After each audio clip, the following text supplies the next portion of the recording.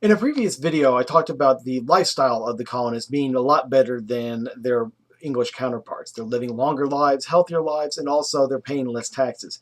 And in a colonial relationship, this is wrong. It should be reversed, particularly when it comes to taxes. So England begins to try to change that, try to rectify that situation in what I call squeezing. They begin to squeeze the juice out of this ripe orange that would have been their colonies. So in steps a man known as George Grenville. Grenville was basically the first Lord of the Treasury, and he comes up with solutions to try to bring about more tax revenue out of the colonies. Two of these acts we remember: the Sugar Act of 1764 and the Stamp Act of 1765. The Sugar Act of 1764 basically places a duty on foreign molasses. Basically, it's a tariff. And it's meant to make English molasses a lot cheaper. But so the colonists are going to buy English products, which benefits the crown. And if they're not going to buy English products, they at least are going to reap the rewards from the tax. Well, the more controversial section about this act is its enforcement. Before this, if you were caught smuggling, you would be tried in civilian courts. So you had a chance of bribing, particularly the judges. Well, after this act, the Royal Navy is going to be the one that's going to be enforcing this. If they catch a smuggler, you're going to be tried in Admiralty courts, military courts. So it's going to be controversial when you have civilians being tried in military courts. The more controversial in terms act when it comes to these taxes is going to be the Stamp Act, particularly when it comes to the colonial response. The Stamp Act basically makes any piece of paper that needs to be used for any sort of official basis. You need to have a stamp. You need to pay the tax for each individual paper in order, and you would get a stamp placed on it, so showing that you paid the tax. Otherwise, it would not be recognized. This is going to be a major problem for the colonists. Never before have they had to do this, and they don't like paying taxes this directly. They prefer indirect taxes. We'll talk more about indirect taxes later.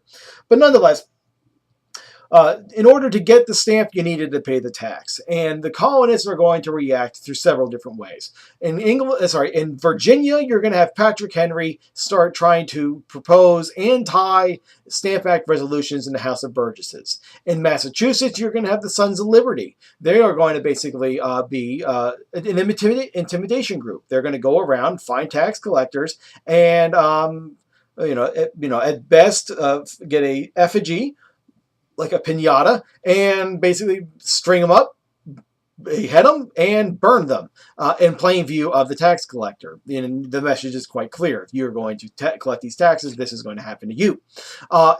Another way of intimidating tax collectors is going to be tarring and feathering. Basically, what you would do is you would take your victims, strip them down, throw hot molten tar on them, and then throw a whole bunch of feathers onto them.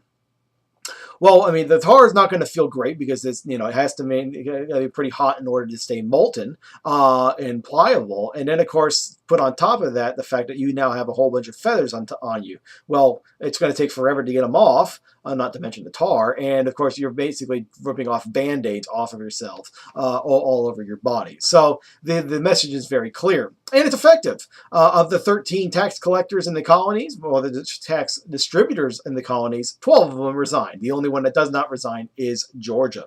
But the more universal reaction to it is going to be a more traditional American response in terms of boycotting. They're just going to refuse civil disobedience. They're going to refuse to pay the tax.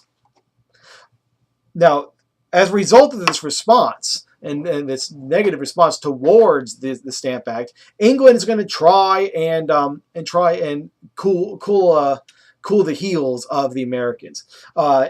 Basically, what they're going to do is in 1766, they're going to repeal the Stamp Act due to the pressure placed on them by merchants because they were losing money because of this boycott.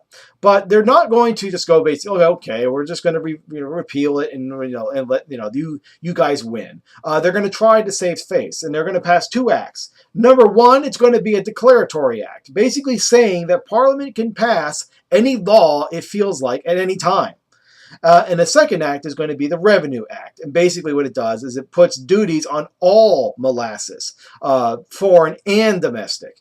So you have not just the not just the Sugar Act putting taxes on foreign molasses, but now English molasses and colonial molasses is going to be taxed in order to bring money into the royal coffers. We're going to see another organized response known as the Stamp Act to Congress, but that'll be for our next video.